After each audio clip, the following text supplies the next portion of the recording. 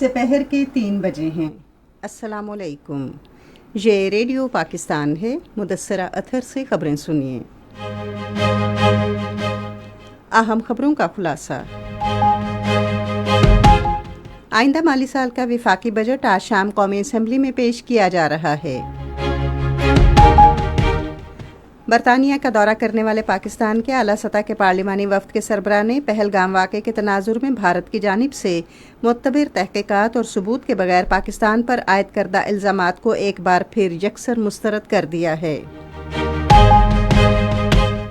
وزیر ریلوے نے کہا ہے کہ پاکستان ریلوے مسافر اور مال بردار ریل گاڑیوں کو وسطی ایشیا تک توسیع دینے کے لیے کام کر رہی ہے۔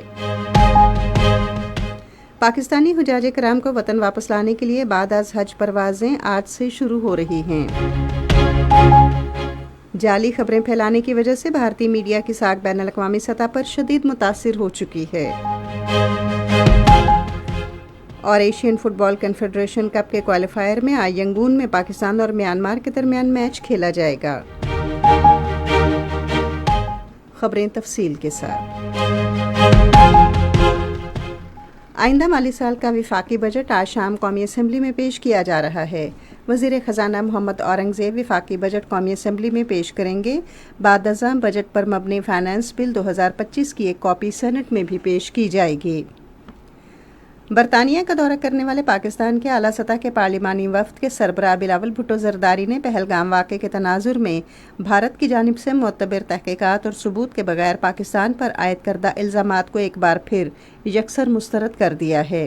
وہ برطانوی پارلیمنٹ کی رکن اور آل پارٹی پارلیمانی گروپ پائے پاکستان کی چیئرپرسن یاسمین قریشی کو ویسٹ منسٹر پیلس لندن میں بریفنگ دے رہے تھے۔ ملاقات میں مختلف جماعتوں سے تعلق رکھنے والے برطانوی پارلیمنٹ کے اراکین بھی شریک تھے۔ بلاول بھٹو زرداری نے اس بات پر روشنی ڈالی کہ شہری آبادی پر بھارتی حملے اور سندھ طاس معاہدے کی یک طرفہ خلاف ورزی بین الاقوامی قوانین اور جدید اصولوں کی بنیاد کے نظام کی صریح خلاف ورزی ہیں۔ بھارت کی طرف سے یہ اقدامات علاقائی اور بین الاقوامی امن و سلامتی کے لیے خطرناک نتائج کا باعث بن سکتے ہیں۔ یہ وفد پہلگام واقعے کے بعد پاکستان کے خلاف بھارتی جارحیت کی وجہ سے خطے کی بگڑتی ہوئی سیکیورٹی صورتحال پر عالمی برادری تک پاکستان کی جاری سفارتی رسائی کا حصہ ہے۔ بلاول بھٹو زرداری نے برطانوی پارلیمنٹیرینز کو بغیر کسی جواز اور تحقیقات کے پاکستان پر الزام تراشی کے تحت بھارتی جارحیت اور پہلگام واقعے کے بعد پاکستان کی سالمیت اور خود مختاری پر جنگ کے اثرات سے آگاہ کیا۔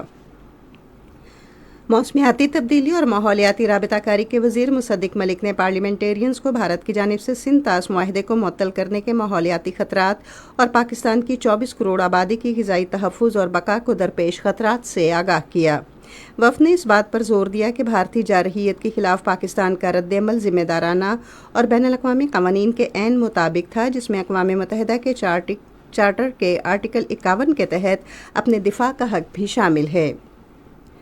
برطانیہ کے دورے پر موجود پاکستان کے پارلیمانی وفد کے رکن اور پیپلز پارٹی کی سینئر رہنما سینیٹر شیری رحمان نے کہا ہے کہ پاکستان خطے میں امن کے فروغ اور کشیدگیوں میں کمی کے لیے فعال طریقے سے کام کر رہا ہے۔ اسکائی نیوز کے ساتھ ایک انٹرویو میں انہوں نے زور دے کر کہا کہ پاکستان خطے میں تنازعات کو بحران میں بدلنے نہیں دینا چاہتا، تاہم اس کی امن کی خواہش کو کمزوری سمجھنے کی غلطی نہ کی جائے۔ شیری رحمان نے کہا کہ امریکہ اور برطانیہ کے سفارتی دوروں کا مقصد اس بات کو یقینی بنانا ہے کہ حقائق کے تناظر میں بین الاقوامی برادری صورتحال کا درست ادراک کرے۔ بین الاقوامی ادارہ محنت کے ڈائریکٹر جنرل گلٹ ایف اونگلو نے تارکین وطن محنت کشوں کی تیزی سے اور محفوظ منتقلی کے بارے میں کوششوں کے علاوہ محنت کشوں کی بہبود اور سماجی تحفظ کے لیے بین الاقوامی معاہدوں پر عمل درآمد کرنے میں پاکستان کے کردار کو سراہا ہے۔ انہوں نے ان خیالات کا اظہار سمندر پار پاکستانیوں اور انسانی وسائل کے وزیر چودھری صالح حسین سے جنیوا میں بین الاقوامی محنت کانفرنس کے موقع پر ملاقات میں کیا۔ چودھری صالح حسین نے DGILO کو محنت کشوں کی بہبود، سماجی تحفظ اور پیشہ ورانہ سلامتی اور صحت کے لیے اپنے بین الاقوامی معاہدوں کے مطابق حکومت پاکستان کی طرف سے کیے گئے اقدامات سے آگاہ کیا۔ یہ خبریں آپ ریڈیو پاکستان سے سن رہے ہیں۔ وزیر ریلوے محمد حنیف عباسی نے کہا ہے کہ وزیر اعظم شہباز شریف کی ہدایات کے تحت پاکستان ریلوے مسافر اور مال بردار ریل گاڑیوں کو وسطی ایشیا تک توسیع دینے کے لیے کام کر رہی ہے۔ آج ملتان میں نیوز کانفرنس سے خطاب کرتے ہوئے انہوں نے کہا کہ ریلوے کی ترقی ملک کی ترقی کے لیے ناگزیر ہو گئی ہے۔ انہوں نے کہا کہ 155 ریلوے اسٹیشنوں کو 2 ماہ کے اندر شمسی توانائی پر منتقل کر دیا جائے گا اور 40 سے زائد ٹرینوں میں جلد مفت وائی فائی سروس مہیا کی جائے گی۔ پاکستانی حجاج کرام کی وطن واپسی کے لیے بعد از حج پروازوں کا سلسلہ آج سے شروع ہو رہا ہے۔ یہ بات سیکرٹری مذہبی امور ڈاکٹر سید عطاء الرحمان نے مکہ مکرمہ میں ریڈیو پاکستان کے نمائندے عبدالرحمان چیمہ سے گفتگو کرتے ہوئے کہی۔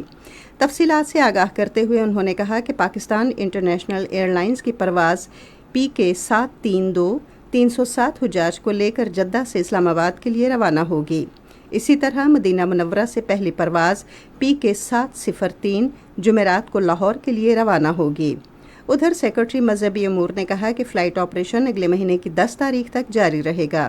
سرکاری اسکیم کے تحت کل 88,000 سے زائد حجاج کو 362 پروازوں کے ذریعے پاکستان پہنچایا جائے گا۔ ڈاکٹر سید عطاء الرحمان نے بتایا کہ حجاج کرام کو وطن واپس پہنچانے کے لیے جامع انتظامات کیے گئے ہیں۔ جعلی خبریں پھیلانے کی وجہ سے بھارتی میڈیا کی ساکھ بین الاقوامی سطح پر شدید متاثر ہو چکی ہے۔ عرب ٹائمز آن لائن کے مطابق بھارت میں صحافتی معیار گراوٹ کا شکار ہے اور قوم پرستی کے عروج نے بھارتی میڈیا کو جھوٹ اور سنسنی خیزی کی طرف دھکیلا، جس سے بھارتی عوام گمراہ ہوئی ہے۔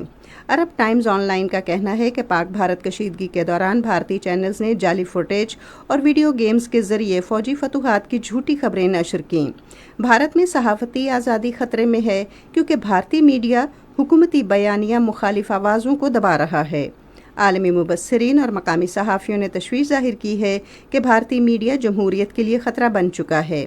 عرب ٹائمز آن لائن نے کہا ہے کہ بھارتی صحافت سیاسی ایجنڈوں کی تابع ہو چکی ہے، جس سے آزاد میڈیا کا تصور دھندلا گیا ہے۔ کل جماعتی حریت کانفرنس نے ایک بار پھر بھارت کے غیر قانونی زیر قبضہ جموں کشمیر میں بھارتی فوجیوں کی وسیع پیمانے پر تعیناتیوں پر تشویش ظاہر کی ہے، جسے ایک کھلی جیل میں تبدیل کر دیا گیا ہے۔ APHC کے ترجمان ایڈوکیٹ عبدالرشید منہاس نے ایک بیان میں کہا کہ مقبوضہ جموں کشمیر 27 اکتوبر 1947 کو بھارت کے غیر قانونی حملے کے بعد سے بہیمانہ فوجی تسلط میں محصور ہے۔ انہوں نے مقبوضہ علاقے میں بھارتی فوجیوں کی بڑھتی ہوئی تعیناتیوں کی مذمت کرتے ہوئے کہا کہ کشمیر میں ہر گلی محلے اور ملحقہ علاقے فوجی محاصرے میں ہیں۔ ایشین فٹ بال کنفیڈریشن کپ کے کوالیفائر میں آج ینگون میں پاکستان اور میانمار کے درمیان میچ کھیلا جائے گا۔ میچ پاکستان کے معیاری وقت کے مطابق سپہر 3:30 بجے شروع ہوگا۔ پاکستان کو گروپ ای میں شام، میانمار اور افغانستان کے ساتھ رکھا گیا ہے۔ پنجاب کے قدرتی آفات سے نمٹنے کے ادارے نے انتباہ جاری کیا ہے کہ صوبے میں گرمی کی شدید لہر کی صورتحال جمعے تک جاری رہے گی۔ PDM میں پنجاب کے ترجمان کے مطابق ہیٹ ویو خاص طور پر جنوبی پنجاب کے ضلعوں بہاولپور، رحیم یار خان، ڈیرہ غازی خان اور ملتان میں شدید ہو سکتی ہے۔ ادھر ریلیف کمشنر پنجاب نبیل جاوید نے کمشنرز اور ڈپٹی کمشنرز کو الرٹ دینے کی ہدایت جاری کی ہیں۔ انہوں نے عوامی مقامات خاص طور پر بس اڈوں اور مارکیٹوں میں ٹھنڈے پانی کی دستیابی یقینی بنانے پر زور دیا۔ موسم محکمہ موسمیات کی پیشگوئی کے مطابق آئندہ 12 گھنٹوں کے دوران ملک کے بیشتر علاقوں میں موسم زیادہ تر گرم اور خشک جبکہ میدانی علاقوں میں شدید گرم رہے گا، تاہم گلگت بلتستان میں بعض مقامات پر مطلع جزوی طور پر ابرآلود رہنے اور گرج چمک کے ساتھ بارش کا امکان ہے۔ آج ریکارڈ کیا گیا بعض شہروں کا زیادہ سے زیادہ درجہ حرارت: Islamabad 43 degree centigrade, Lahore 44، Karachi 33، Peshawar 42، Quetta 32، Gilgit 35، Murree 31، Muzaffarabad 39 اور سری نگر 28، جموں 42 جبکہ لیہ 16 ڈگری سینٹی گریڈ۔ اہم خبروں کا خلاصہ آخر میں ایک بار پھر۔ آئندہ مالی سال کا وفاقی بجٹ آج شام قومی اسمبلی میں پیش کیا جا رہا ہے۔ برطانیہ کا دورہ کرنے والے پاکستان کے اعلیٰ سطح کے پارلیمانی وفد کے سربراہ نے پہلگام واقعے کے تناظر میں بھارت کی جانب سے معتبر تحقیقات اور ثبوت کے بغیر پاکستان پر عائد کردہ الزامات کو ایک بار پھر یکسر مسترد کر دیا ہے۔